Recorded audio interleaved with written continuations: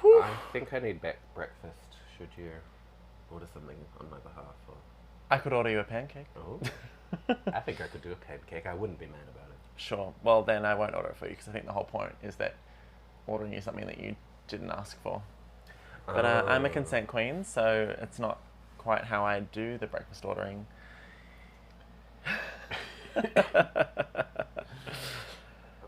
I feel like after New York, we just took off like a shot, and like we thought that a lot had happened, and then it just was like, Yeah, we thought this will be a week of winding down, of relaxing. we've got 2 nights here and 2 nights there. It's going to be delightful. My God, it just stacks on, you might say. Pancake stacks on. Pancake stacks on. Well, so the map, Scarlett's map, Pancake covers what territory? She leaves your cloud at Philadelphia. Yep. And then that travels all the way up through New York to... Like all through like Connecticut, up there. Up through Cape Cod, then all the way back through Massachusetts, up through Vermont, New Hampshire, all the way up to Maine, Portland in Maine, and a bit beyond. Yeah. And then back down to Boston, where she then gets on the flight to New York, which we talked about in the last episode. Yeah. Hi, I'm Michael Earp. And I'm Bailey Turner, Welcome to Michael's Walk. the podcast. Michael's Walk is a road trip, a search for something. Spoilers! It's myself, and it was inside all along. If only it were that simple. Driven by Tori Amos's album, Scarlett's Walk, I'm recreating the journey Scarlett took in its 20th anniversary year. I'll also be there, With the loving and patient always patient. support of Bailey and Teague Lee, 3 trans queers set out across America That's 33 states in 55 days. to connect with the songs, the land that inspired them, and the fans inspired by the songs. We'll talk music, travel, healing, and hope as we ask the questions: how do I heal from 15 years of coercive control and manipulation? And what role does the music we listen to play in our own relationship narratives? We've self-produced this podcast and trip. You can support us via GoFundMe. For the full story, head to michaelerp.net.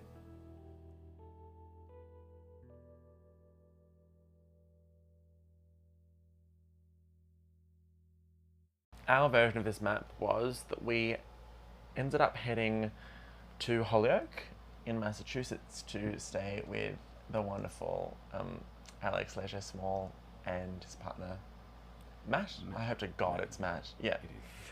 Although I think they both prefer Alexander and Matthew, full names. I'm sorry, Matthew. Yeah, fair enough too. And that was just such a delight, with their gorgeous, anxious dog, Oh, Bartlett. Bartlett, I love Bartlett. who you have probably heard in a few of the previous You will have, yeah. He is a balky baby. But we did stop in Connecticut on the way to Holyoke, Oh, yes. and we will talk about that. Yeah, we'll talk We had a bit of a stop in New Haven for pizza, which turned into a whole different experience, which we're going to get into. I'm very excited about that. And then a few things kind of went a bit awry, where we were due to stay with a friend in Great Barrington in New York, but they had to bail due to a death, which is pretty, real tragic. But we ended up having this conversation about how we really feel looked after by the universe on this trip, and there have been so many strange little cancellations and things that just haven't worked out, and yet they've opened the doors for so many amazing experiences. I don't know whether I'd say amazing. Yeah. No, it was In beneficial. in other ones, it did. The experience that was opened due to this change led us to Provincetown, and we had, I wouldn't call it an amazing experience, but it was insightful and important. Yes. But it is definitely going to stack up as probably one of the lower points of the trip, which surprised a lot of people because it's sort of painted as this queer, gay mecca kind of situation, and it is, but there are some caveats that we weren't told about. Yeah. If you're a white muscle party boy, Yeah, if you're a circuit gay, it's your jam. Provincetown is your oyster. Anywho. But we headed from there to further down Cape Cod to Yarmouth for a very special experience for Michael. And in it, and funnily enough for me as well, I kind of had what Michael's Strange Loop revelation was kind of my revelation at this place that we went to, which we'll get into. I feel like we're just doing a bit of a preview. Let's just preview it all and then we'll get stuck into the detail, because we just had so many bits and pieces.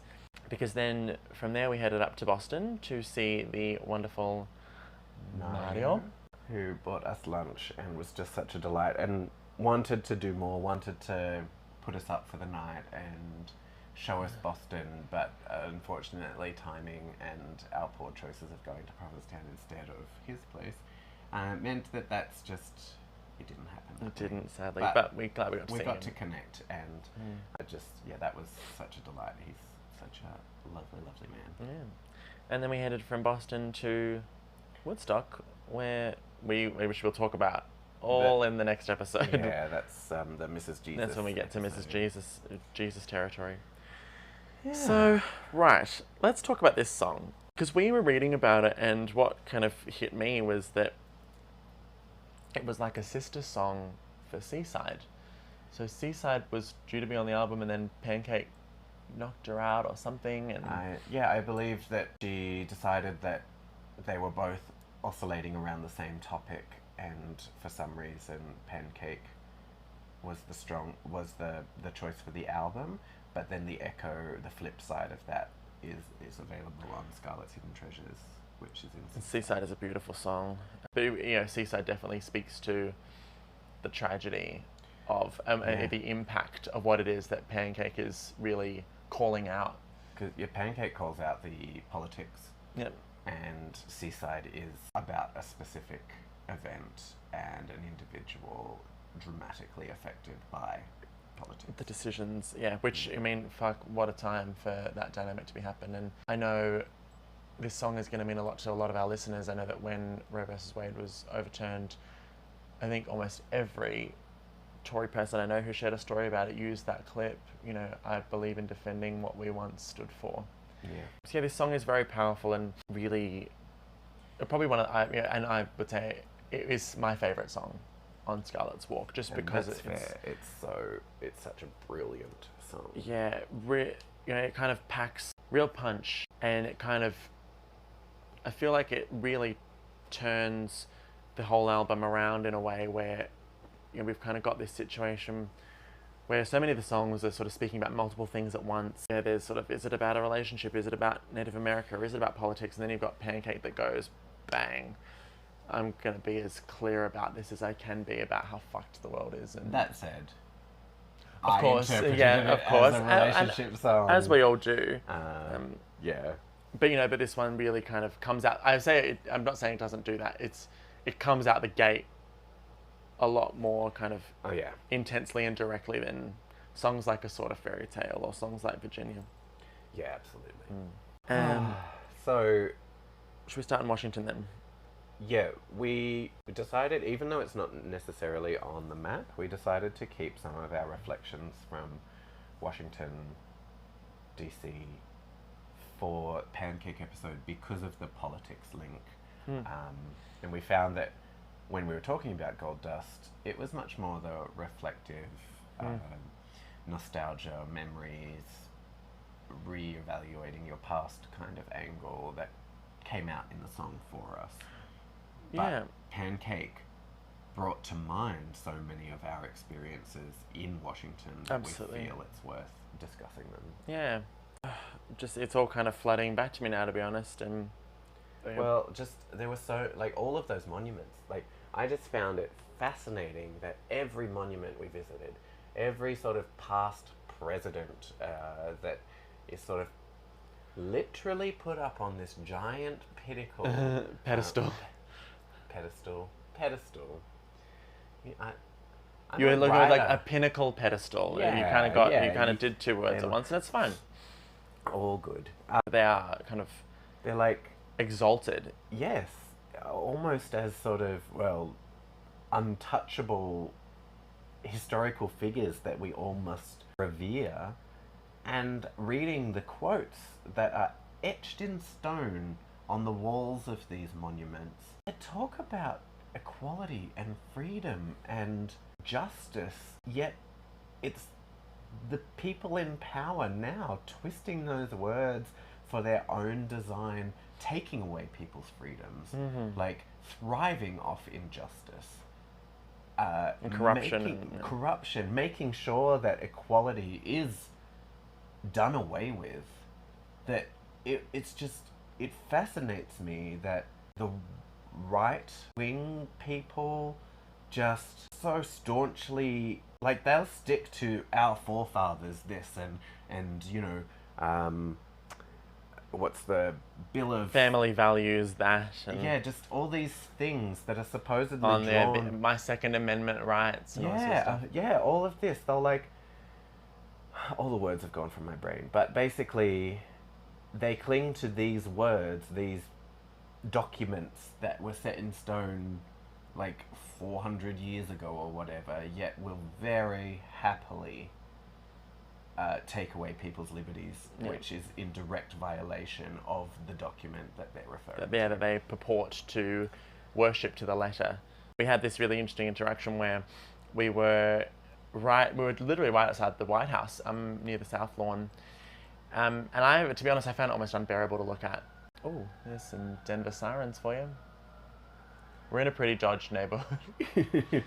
But like these two women were passing, and there was, from what we caught of the conversation, what we could kind of overhear was like, oh, if only the forefathers knew what had been done to what they had said, you know, and what was being done with the words that they, you know, whatever, you know, they would raze this place to the ground or something. Yeah, it's like, you know, they would burn Washington apart. Said. You know, if the forefathers knew what had been happening, and we both interpreted that entirely differently. Polar opposites. Where my reflection on it was like, these people were debating, you know, we're talking about those sort of social justice issues and those equalities, and sort of using it and saying, well, if the forefathers knew how equal people were, you know, or that trans people could use bathrooms and that people get abortions and that people were not following the Bible, like if they only knew, then they would burn Washington to the ground and be so embarrassed that Biden was in power, and like it was like they hated the current administration and they hated what was happening to their country, where, you know, suddenly the Christian values weren't the leading kind of, you know, rules of the country. Whereas your interpretation, when I heard it, maybe it's because I was trying to see the best in people. Oh, hormone time. Oh, it's my hormone time. Give me a sec. Oh, I feel more feminine already. Oh, and I don't see any problem with the world. So I interpreted it, perhaps seeing my views in the statement rather than just the dire situation that's going on in America at the moment. But I heard it as them commenting that if the forefathers could see how easily social justice issues could be overturned by so few people, then they would be ashamed and want to raze the city to the ground. Yeah. So I guess it's fascinating what these sort of topics bring out in people. Yeah, absolutely. And yeah, and I feel like Washington was also one of the first places that we encountered kind of almost outright stereotyping and homophobia directed towards us, you know, like with what happened at the Jefferson Library. Oh. Yeah, we like went in, I didn't hear it. Yeah, as we were going through the security point at the Jefferson Library, the library of which is in the photo for the Gold Dust episode. Yeah, the Library of Congress. Yes, Library of Congress, that's the one. As we were going through the security screening, I heard the security guards saying to each other, "Oh, San Francisco, definitely."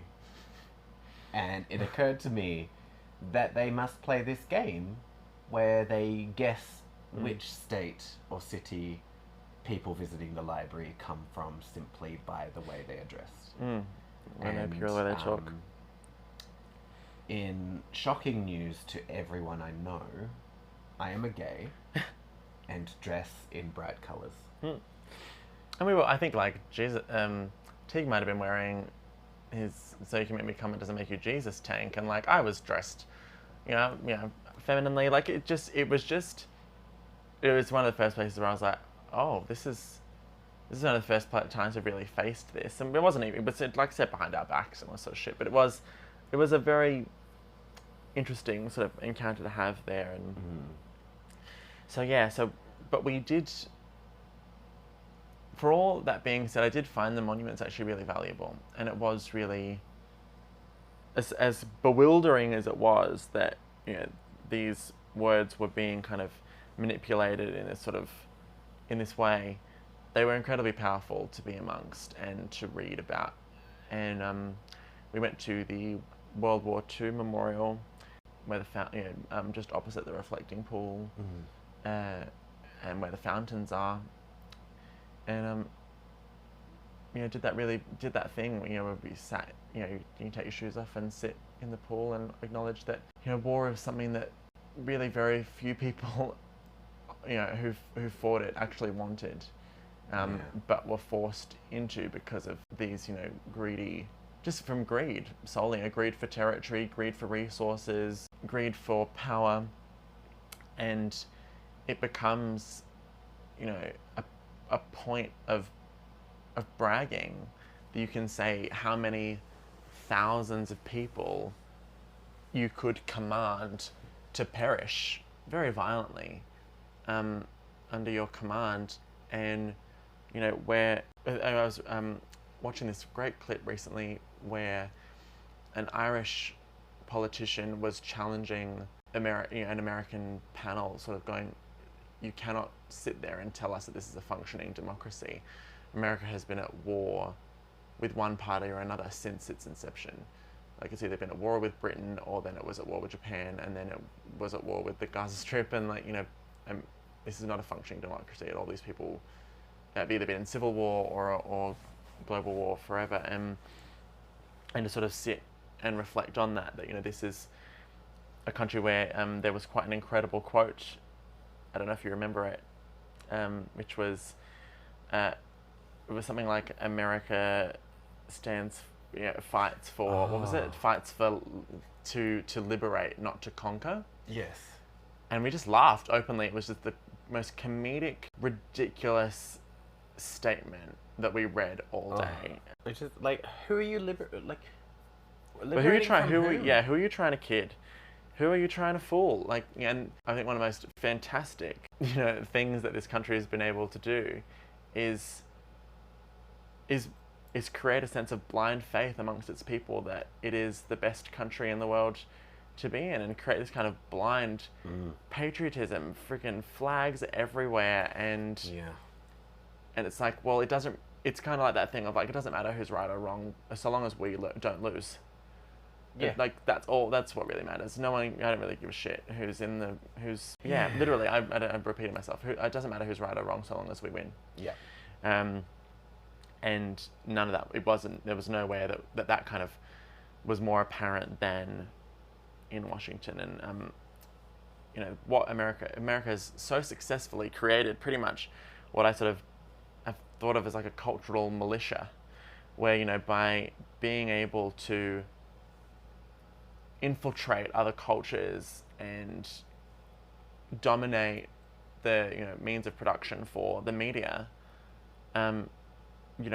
cultural colonization still continues, and America is incredibly invested in whatever it takes to continue that. And the notion of kind of keeping equality under the thumb is I think just so much more about, we just want to keep these people busy fighting for their rights so that we can deal with other things, and that we can continue to amass wealth, and they can sort of be caught up in the petty skirmishes while we're, effectively just destroying the planet hand.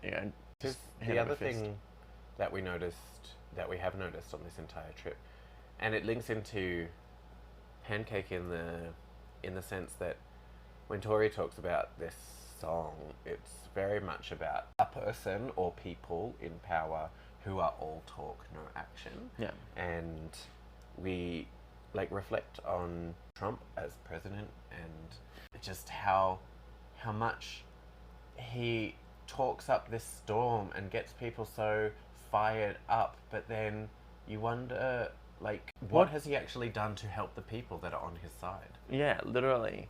What? Yeah, and that was the thing that I could never quite wrap my head around is I'm willing to have an educated conversation about the presidency of Donald Trump, but I don't really understand anything that he did that benefited rural communities or distributed. His whole kind of campaign was we're going to drain the swamp and we're going to destroy the political institution and we're going to put money back in the hands of the farmers and all this nonsense that, as far as I'm really interested, if you're listening and you're a Trump supporter or you know more about Trump than I do, which is highly likely, please, I want to find out what on earth his presidency, because to be honest, I really do believe that should our society manage to continue for any more than, another 10 years until we all die of heat stroke. Particularly because the day that we were in Washington was the day that he... Well, it emerged that he had... case. Yeah, there was a trial that had sort of been rushed through where people needed to hear the fact that he was very encouraging, just how encouraging he was of the January 6th riot on the Capitol. And, that since there've been Twitter drafts that have been released that were prevented by the White House office, but he was more than willing to send to further incite violence than he already had, instructing people to come. He tried to, the Secret Service tried to turn the car around from going to the Capitol, knowing that there was a riot there, and he tried to strangle the driver. There's footage of it.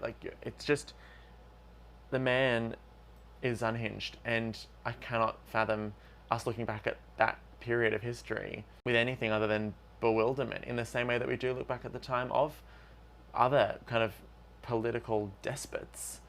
And now it's very clear that he has gone quiet, but he has every intention of running again in 2024, and we've got the fight of our life ahead of us globally to keep him and his ideologies out of power, because now this man was a joke when he first... I remember when I knew a number of Americans when he was announced as he was going to run for the candidacy, and the notion that he would be the sort of Republican Party's candidate was comical.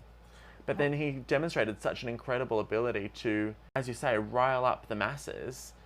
So much so that even back in Australia, I've had conversations with people online that I thought I was getting to know someone and that we were sort of becoming friends. But then out of nowhere, I get this Trump support coming from him. And I'm just like, I'm sorry, what? And they're like, oh, it's all fake news. And they've absolutely... This is a gay person in Australia that thinks that Trump was hard done by the media. And I'm just like... Which is so comical in a country that had Julia Gillard as a prime minister. But also hard done by the media. They're mates. Yeah. What are you talking about? Trump and Rupert Murdoch are mates. But every point that I raised was met with, that's just fake news. Well, then and that's my response to that was always, well, what's the real news? What really happened? Yeah. Well, we don't know because it wasn't reported. Well, you should be able to show me the results. I mean, the news can only be so fake. If he's passing legislation, yeah, it's just it's anyway. Yeah, and we could be here. I'm going to pull a pin on that conversation. Yeah, because I don't want to talk about Trump I also anymore. don't want to talk about him anymore. He's had enough. The Pancake was very, as you say. But the thing with Pancake is, this is Scarlett visiting these places of learning. She talks about all of the universities, the Ivy League schools. These are the schools that are up in New England, and we incidentally got to lay eyes on. We did. Both Yale and Harvard. We hadn't actually planned to, but there we were, actually pointed out. Oh, and there's the school. Yeah. So it was interesting for us.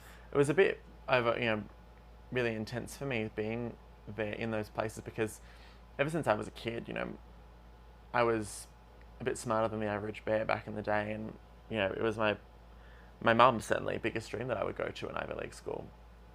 So sort of being in there America, was even she wanted me to go to Oxford, but if not Oxford, then Harvard or Yale. Fair enough. And it was, it happened. If you got a scholarship as an Australian, you could, But so being there and sort of coming off those ideals and also American media, movies and television, they also build that up to be the pinnacle of like life. Yeah. If you can get to Harvard, then you've made it. Well, you're clearly the smartest person in any room if you've been to Harvard. Yeah. Or Yale, or or Oxford. We were learning a lot in our own way. Yeah, we found that we were going to these cultural supposed pinnacles of, I don't know, queer culture. Yeah, well, the way it kind of came about was we were sitting on the back porch at Alexander and Matthews, and we found out that it wasn't going to be possible for us to stay with our other friend. And Provincetown had been mentioned to us before, and then we Teague had initially wanted to... for Bear Week. Teague had wanted to be there for Bear Week, and so it had been this, if only we could have made it for Bear Week, but the timing simply didn't work out for Teague. And so because Teague wasn't going to be with us, we took it off the agenda. And then when this accommodation fell through, we realised that, maybe we could check it out. Could go check it out. And we were 4 days early for Bear Week. Bear Week started on the Saturday, and we were there on the Wednesday night. Yeah, so there was July 4th week, so that would happen the week before, and then we'd be going sometime in the week between that week and Bear Week. Yeah, so it was this strange sort of in-between celebrations. And we were encouraged, and Alexander spoke a fair bit about, how great Bear Week is, and so we kind of went expecting to kind of have this quite debauched, queer, celebratory, amazing time, and what we found was really not that. We found that we were, as the iconic tea dance, it's kind of known as this event that's very, very gay and very queer, and you sort of go there, and the idea is that it's between 4 and 7. You meet up with your beau for the evening, meet up and find your beau for the night, and see where it takes you. And we went along, and it was fun, but there was this really strange undercurrent of yearning and clinging and hunting and searching. It really had this kind of darkness to it.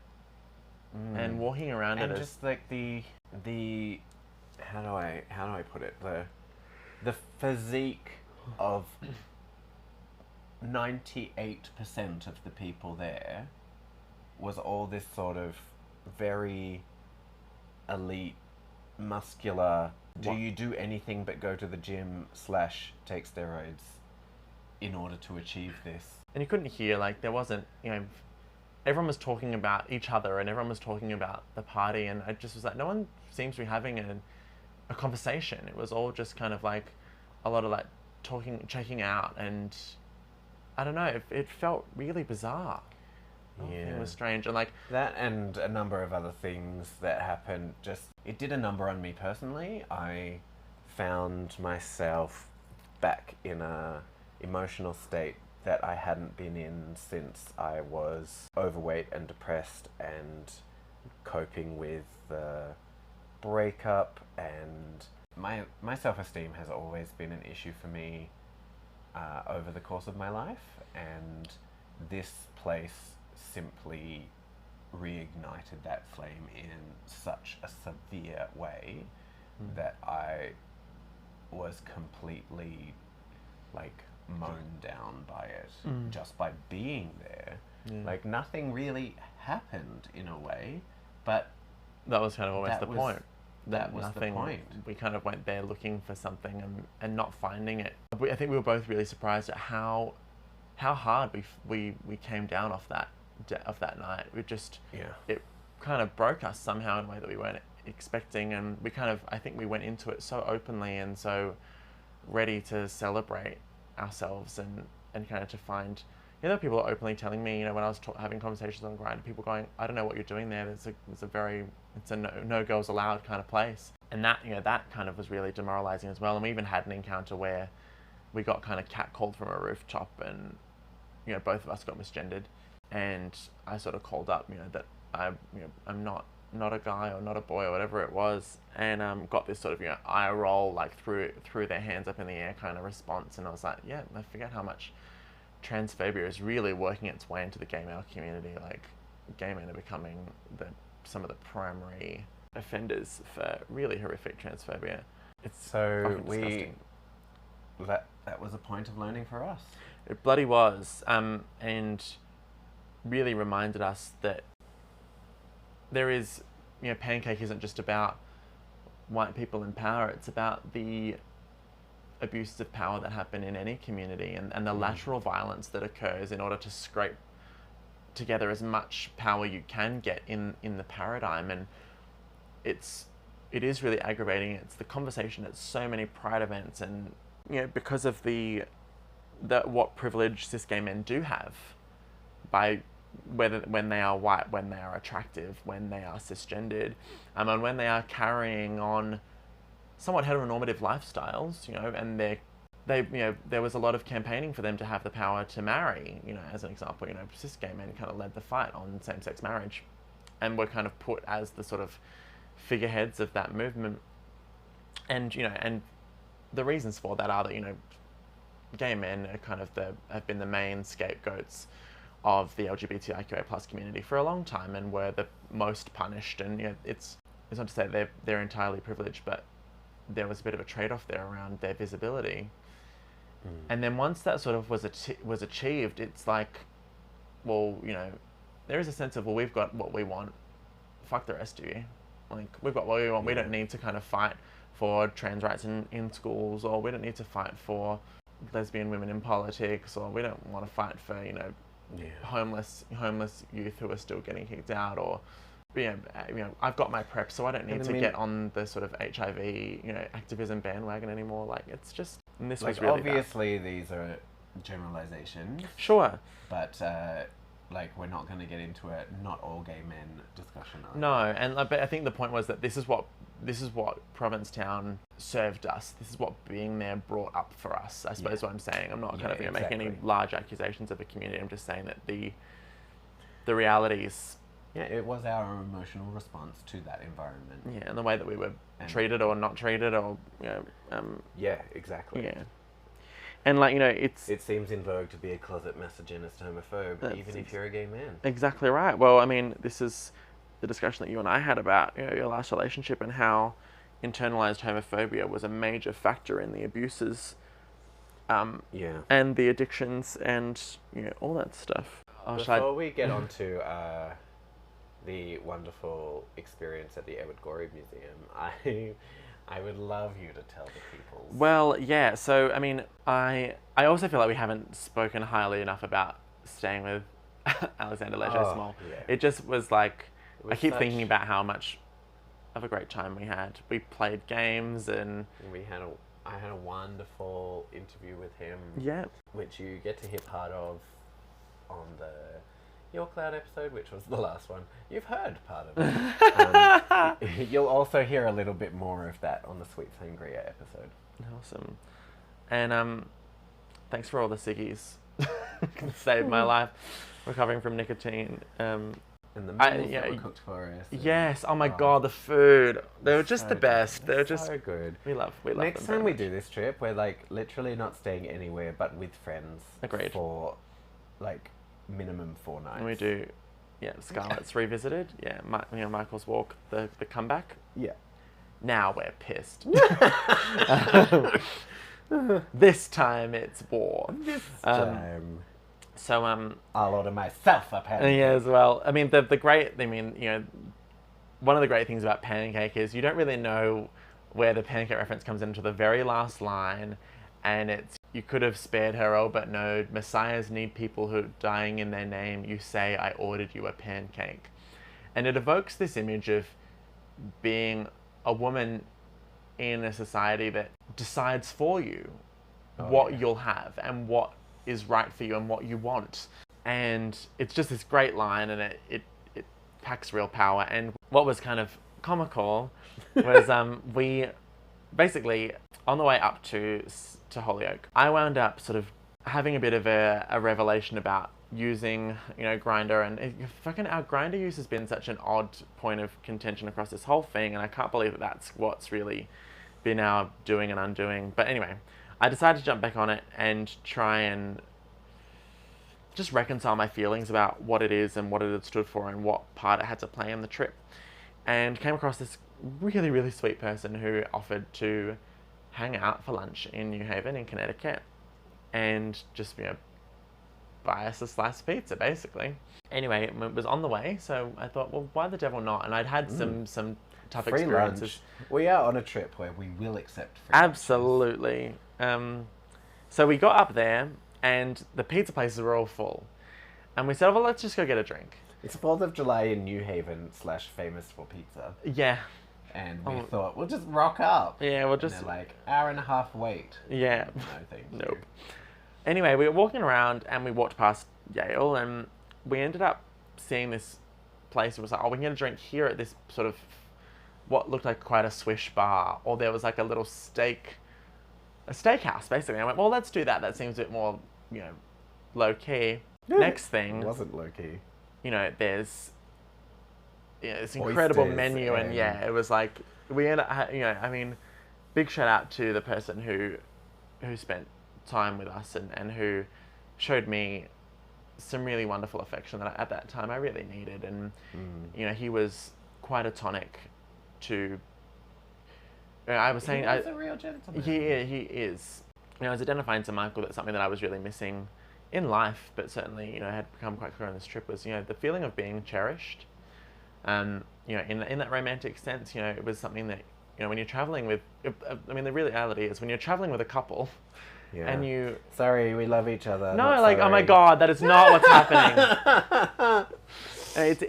It's special, but you're always going to have that part of you, and so to have that moment was really lovely. But we had this incredible moment where it had been suggested that I try this particular item on the menu, a lobster roll, as it happened, because I'd never really had lobster. Lobster's not really... It's quite a fancy thing to get in Australia. You can't just sort of get lobster anywhere. I'd never had lobster either, so I ended up ordering the lobster risotto, which was quite tasty. Yeah.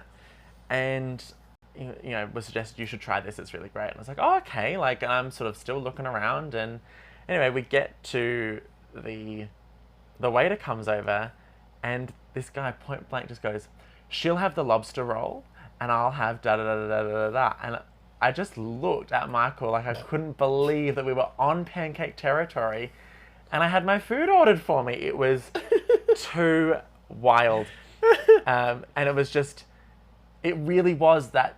I've never really had it happen to me before, where it was just that... He didn't mean any harm by it. But and it was that you sense... had indicated that you would Oh, but I try would, it. yeah, absolutely. Like, it wasn't that, like, he just sort of decided and I hadn't even had a chance to contribute. But it was just so funny that there wasn't like are you still sure that's what you want? Like, it was very much no, she'll have this. And just the tone of it was just perfect. It was so funny. It was just a beautiful moment to happen on Pancake. And I'll say this, I did get to spend some time with him again. And it did happen again. So it's very much his style, and it felt very...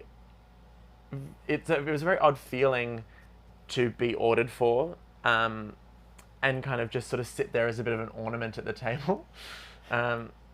It was a mixed thing for me, because I think a lot of trans women can identify that when you are kind of feminized in such an intense way, it can be quite validating and it can be quite confusing. So I had a real mixed response to it. But it will stand the test of time as one of my favorite memories of this whole trip, was being on Pancake territory and having to sit there while someone said she'll have the lobster roll. And I'm not drawing parallels for this particular individual, but like, to my mind, it's a little bit like, she'll have the lobster roll, she will not have an abortion. Yeah. Yeah. Kind of. Well, like, what was interesting was like, it wasn't we'll have oysters and the bread. It was like, she'll have the lobster roll and I'll have the oysters. And like, we were sharing all this stuff, but like, those were his orders. And then as a sort of pre-afterthought kind of situation, I was like, well, she's having the lobster roll and that sorts her out. I'm going to order this else for the table. Like, I'm the one with the card. I'm the one with the money. I'm the most masculine person at this table. I'm straight, I'm white, I'm muscular, I played sport in college and I run this, I run this kind of company. And he was real corn-fed American stock, It's not my cup of tea. a delightful man. Really, really charming and very sweet, and we had a really good time together. But it was just a very hilarious kind of meeting of situations. So, But so yeah, so we got to. I think we got to Alexander's feeling pretty chuckly and very like, God, what is this next week about to unfold and for we us? had such a wonderful day, wonderful time at Alexander's and Matthew's, and And we got to go to drive around Massachusetts and see some beautiful bookstores. Oh, and yeah, the Massachusetts book was mill. heaven. if you're in Massachusetts and you want to go to a gorgeous secondhand bookshop, the Book Mill, And Odyssey Books. well, Odyssey Books is, enormous and fantastic. Mm. But I think I cherished Oh, my but time Book at the Mill Book was Mill. really, really And special. The cafe next door, which is, what's it called again? Something about a tea room, Lady something, yeah, somethings. Anyway, Lady Jane or something. It was was fantastic. It was great. So we had, like, Massachusetts was beautiful, and I would absolutely love to spend more time there. But then after we went to Provincetown, we realised we needed a day of recuperation in and of ourselves. Mm. So Grindr notifications were turned off. We promised each other we would not even open the app for the day. And we spent the day with each other, and it was lovely. It was. And our entire agenda was we drove to the beach at Provincetown, which was gorgeous, and we had a bit of a dip. It was wonderful. And we're like, why didn't we do this last Yeah, night? like that's the thing. Like we've said to people, go to Provincetown, but do not make the tea dance and the gay side of it your be all and end all. Get a bike, go ride down the beach. There's a beautiful nude beach down the way. Like go see that. Go check out all the like trails, and it's just beautiful natural country. Once you get out of Wander very through- cute, very charming, You can sweet wander little through town. the town and buy things from their overpriced shops if you want. Like Yeah. it's gorgeous for its little kitschy loveliness. Yeah. But we spent so much time doing that we forgot that We this- didn't know there was anything else. It's this gorgeous tip of what's the word I'm looking for? Of the peninsula. My goodness, there's so much beauty out there. Yeah. I of would a go there natural again and do kind. things differently. Yeah. Yeah, absolutely. Yeah, it's not like we've like never going back there. It's just we'll go back there with different intentions. But we were always going to head to Yarmouth in Cape Cod. Because the Edward Gorey House, or Elephant House as it's affectionately called, because we learned of the shape of the toilets. And the has- weird sort of lichen on the outside. Oh yeah. yes, and the Texture of scale-like, the- Yeah. what's the word? Texture of the floor of the wooden boarding. Of the that- wooden boarding on the outside. Yeah. Anyway. It was named Elephant House. Anywho, it's been on my bucket list to visit for decades because I've long loved Edward Gorey. And Who is he for those who are playing along at home and don't know anything about him? Edward Gorey is a cartoonist and picture book illustrator and writer, and many, many other things. He won a Tony for set design. Yep, of Dracula. Of when he did production of Dracula on Broadway. He's just done so much, but mainly he's known for his picture books, which possibly are more for adults than for children, but like they're bizarre and absurd and very, very dark. Yeah, he's the most incredible character, a complete Eccentric. kook. Yeah, complete eccentric and very kind of intrigued and romanced by the macabre and the morbid and the And the dark. ballet. It's just well, I mean, ballet and opera, these forms that he loved are very dark media. Yeah. And tell incredible tragedies in these really over hyperbolic kind of ways. So it just makes sense that was how expansive he lived his life. And he was like an avid object collector. Anything that was interesting in shape or design, he had this enormous collection of vintage potato mashers. It was amazing. Which I didn't. I've seen photos of them and I've seen them in his illustrations, but I didn't actually know they were potato mashers until we were told that on the tour. Yeah. Because they're not the shape of Of a modern day potato Modern masher. day- They're just the guy's bizarre, but it was it was so lovely to see Michael, enjoy themselves so much, and fulfill this kind of, very long-term dream to see this place. And the place was enchanting. Well, I was a little concerned about taking Bailey along, simply because Bailey didn't really know anything about Edward Gorey before going. I'm thoroughly, entranced by him, and really keen to read more of his work and understand more about him, But it was kind of, when you were talking about Strange Loop, I was like, this is kind of what I felt at Edward Gorey. It was like this very liberating, embrace what it is that makes you unique and just create. Yeah. Screw. There's this idea that I got taught very young, when I was sort of first exploring my artistic stuff, which was think about your audience. Who's going to read this? Who's going to enjoy this? And if you don't have enough self-esteem for that, like you just, that's why so many artists are like, well, no one will watch this, no one will read it. What's the fucking point? But Gorey was so incredibly successful because of his passions, and because he was. Half the time he refused payment for things that he did out of passion anyway. Exactly right, and that was the thing. He just seemed to live such a brilliant life. He managed to buy that house because of the money he won from the Tony. Yeah. And so his life was never enormously successful, even though he had a very illustrious career in cover design. But that's the thing, isn't it? It's not about the money. It was about what kind of cultural impact you have when you do your own thing and you stay true to your own creative voice. Really Monument by Roy Slappendrap. Exactly that. So back. Expect a lot of Edward Gorey influences in this next work. That's for sure. Should we talk about the song a bit more? Yeah. My God. I can't believe we're 40 minutes into this. And they're still just chatting away. I mean, we've talked about the city. But Pancake is such a potent song. Yeah. It brings out so much. Well, and we had so much kind of happen over the course of this period.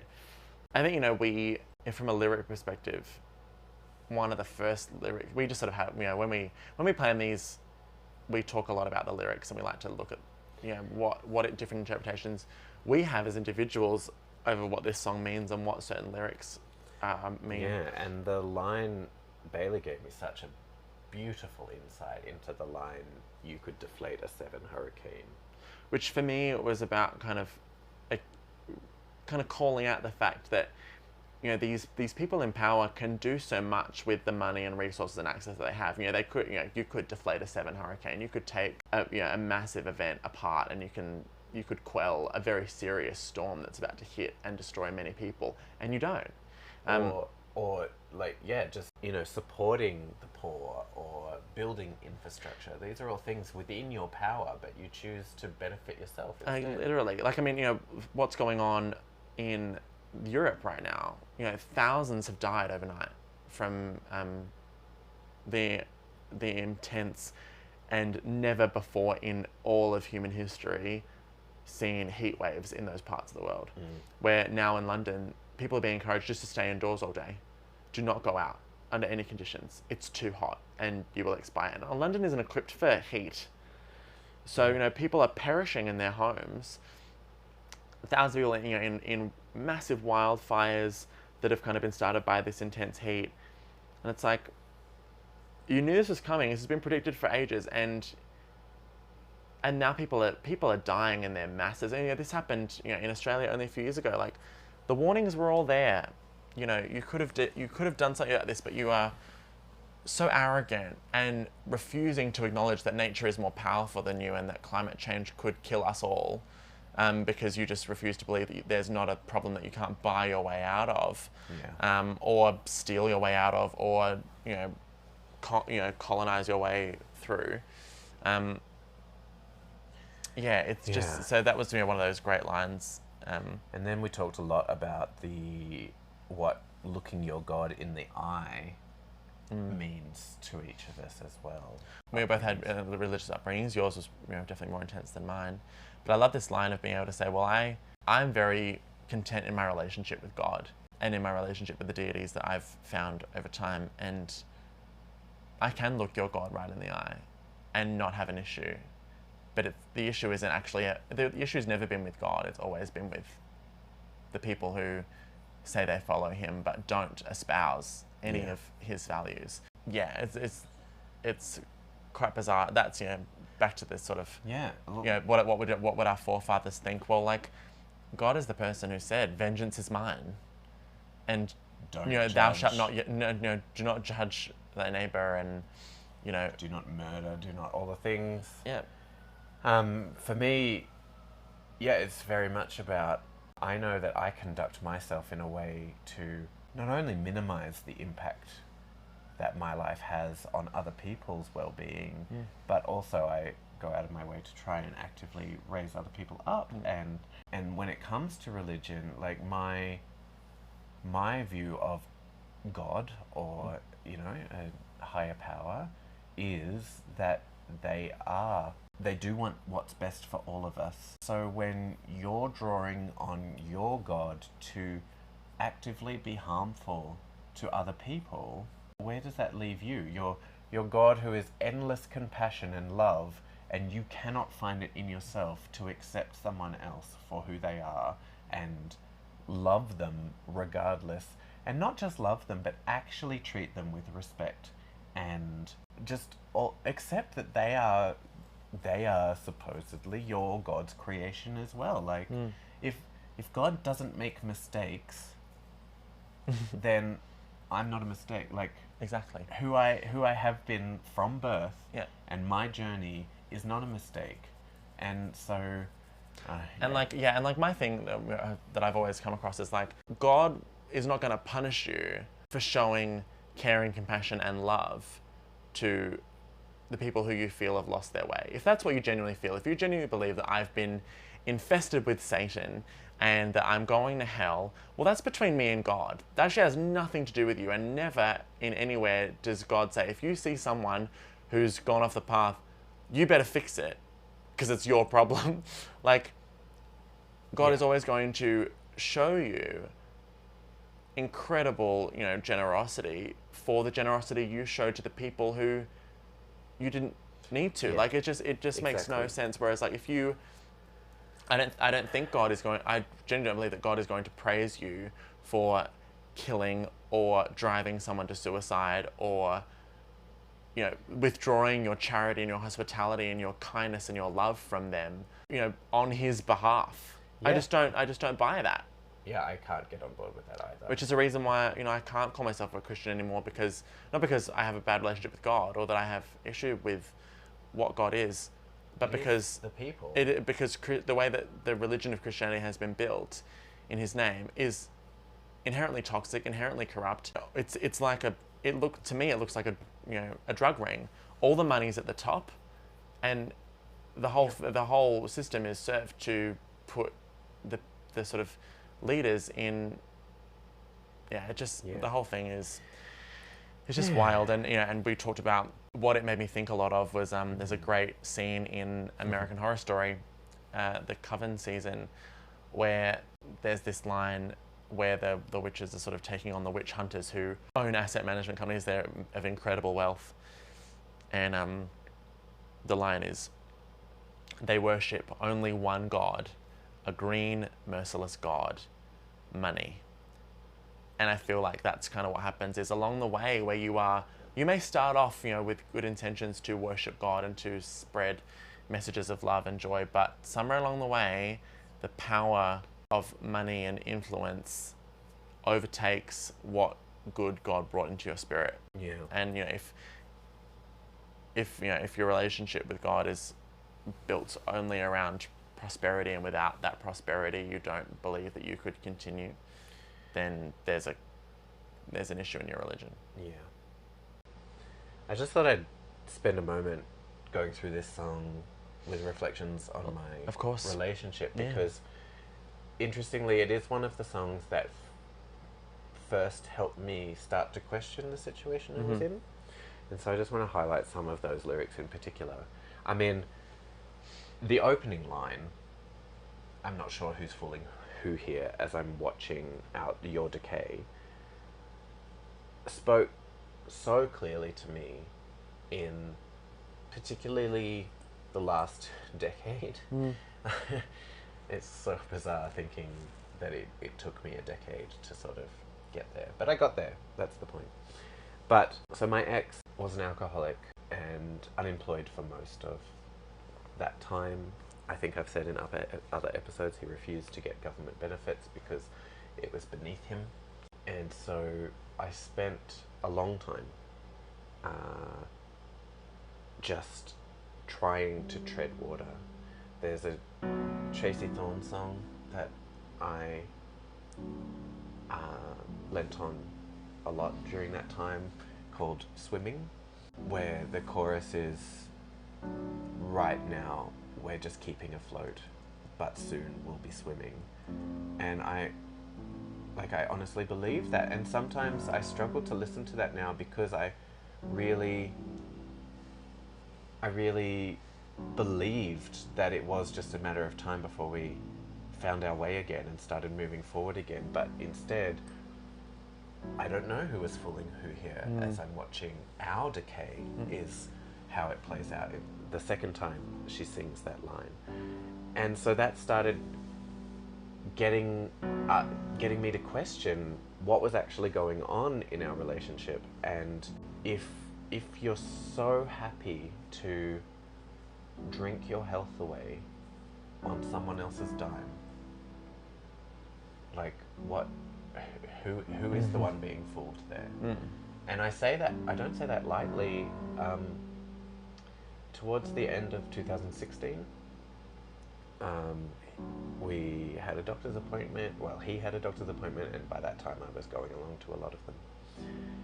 And he said, the doctor said, if you don't stop drinking, you'll be dead in 4 months. And that, to me, that was just so devastating, but quite difficult in the fact that it's something that I struggle with guilt-wise, that I knew that part of me was just staying in the relationship waiting for him to die. I saw it as the most straightforward way out of that situation. And when you have a doctor tell you that it's going to be it's only 4 months, there'd be relief. It would have been a relief, but I am riddled with so much guilt about not wishing for, but anticipating the relief, or being hopeful that relief would come in due course. Like for him to be out of pain as well, he was clearly... Exactly. His life was not great on so many levels, and when he would say things like, "You're the best thing in my life," I knew it to be true, and that was such a heavy burden to carry. And so when he was then arrested for a second time and spent 3 months in prison, despite everything else, despite even the convictions themselves, I said to him that this is it for the drinking. You're to use these 3 months to detox, and if you start drinking again, we're done. I was very clear with him about that. And then he lasted all of 3 days after getting home from prison. And then I came home from work and he was drunk. And then I said, well, that's it, we're done. And we would yell and scream and argue, and he'd beg for another chance. And then the next morning, got up and went to work and said, well, no more drinking or we're done. And then I come home and he's drunk, and that happened about 4 or 5 times in a row, 4 or 5 days in a row. Epic arguments in the evening, and then I just couldn't do it anymore. And so despite all of the other reasons to leave him, it was his drinking that I used as the excuse. Oh, well, not the excuse though. The driving force. That was what got me there in the end. And Pancake says a lot to me about that. I saw when I just saw myself perpetually, and the line, "You could deflate a 7 hurricane," like that was in his hands. Like, I couldn't stop his drinking. I literally tried everything. I tried cutting him off from money. I tried the amount of wine I tipped down the sink. Like, and when I say a lot, he was drinking 2 to 4 liters a day. His liver was twice the size it should have been due to scarring, quite literally. He had atrophy of the brain. His brain was shrinking because of the alcohol abuse. He would semi-regularly have seizures due to Wernicke's. And I was supposed to just carry all of that. And there were times when he'd be mid-seizure and I'd be like, I have to call a hospital and get an ambulance. And he was coherent enough to flatly refuse that. Like, he would say no, and so I was left in this. I felt like I couldn't without betraying him. Like, I couldn't call an ambulance without betraying him. But he just refused to change his ways, and yeah, I feel like I've lost my train of thought, but basically, Pancake, with that statement, "I'm not sure who's fooling who here," really got me to stop and question what was going on.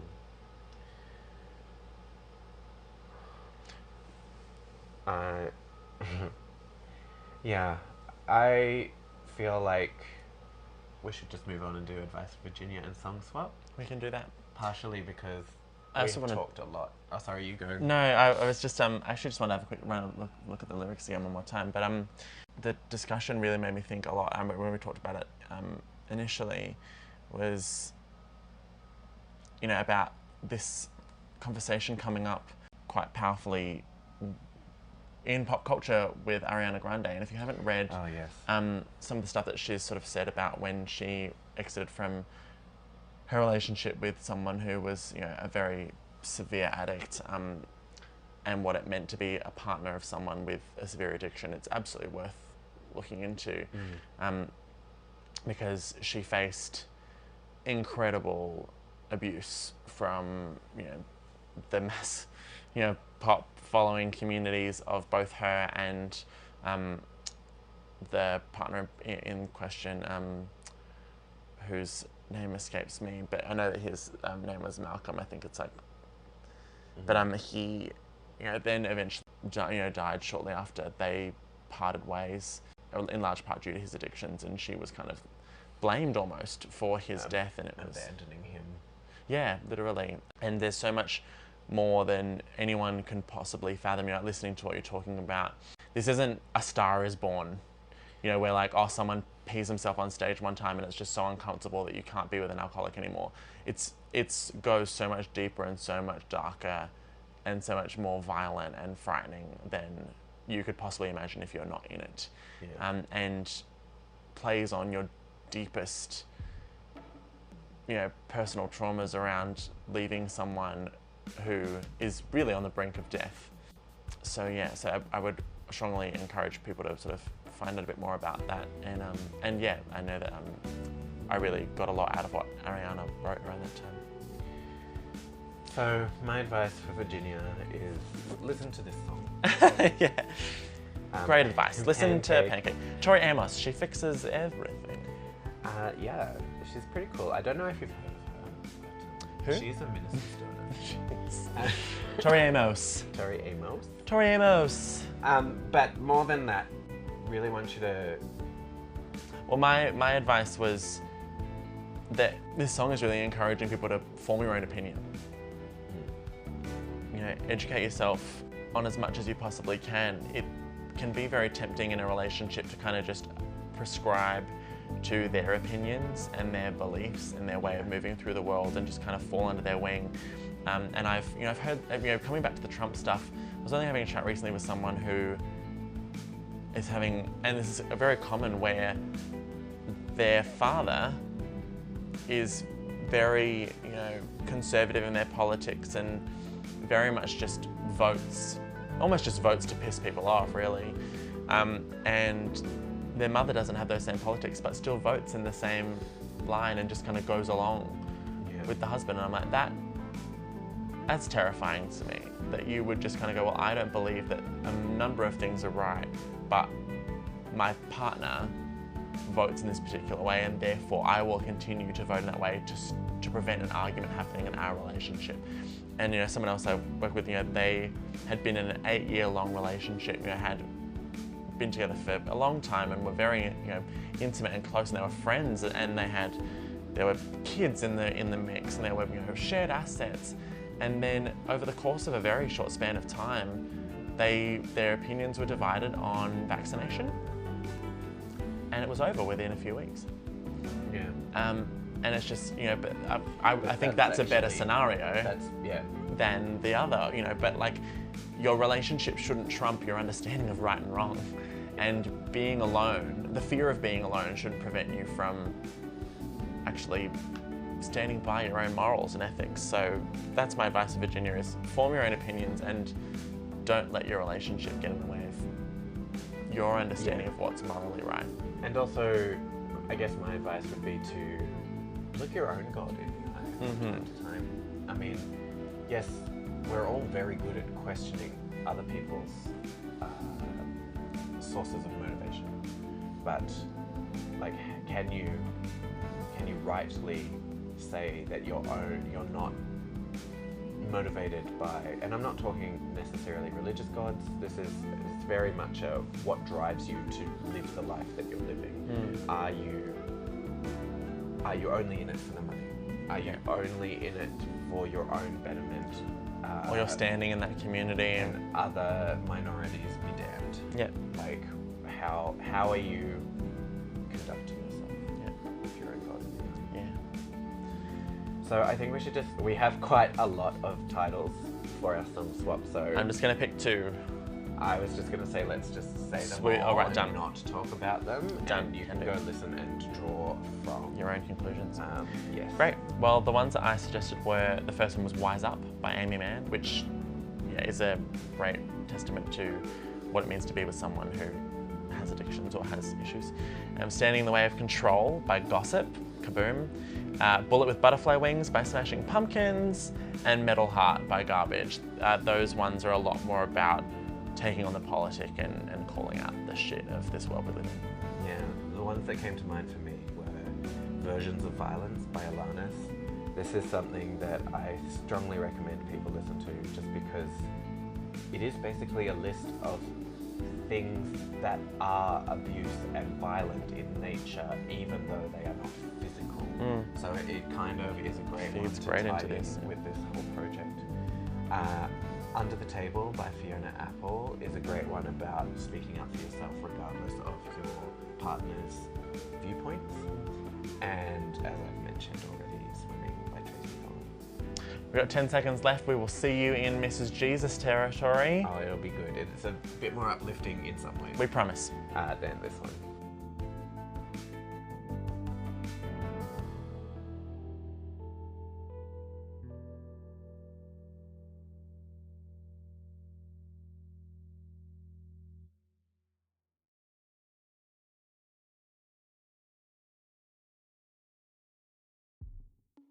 The Michael's Walk podcast acknowledges that the journey they are undertaking takes place on the sacred and unceded nations of many proud Indigenous peoples.